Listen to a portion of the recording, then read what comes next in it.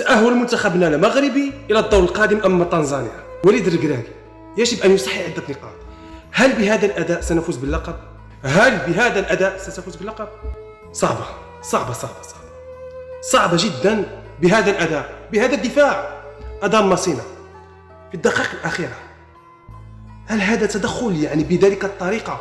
باقي 2 دقائق ويصفر الحكم بذلك الطريقة. راه أين التركيز؟ يجب أن يركز في آخر الدقائق، لكن ذلك التدخل يعني راه القادم أفضل لمنتخبنا المغربي.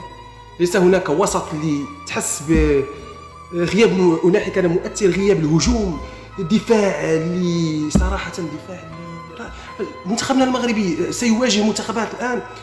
أنت يا وليد الركراكي ستواجه منتخبات قوية جدا.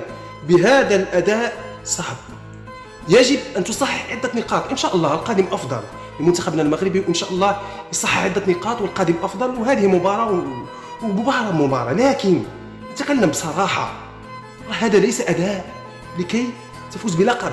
صعب، خصوصا لديك هذا الدفاع. أدام ماسينا راه الآن أمام تنزانيا هناك فوارق الإمكانيات، ورغم ذلك كان قادر يسجل. القادم أفضل لمنتخبنا المغربي.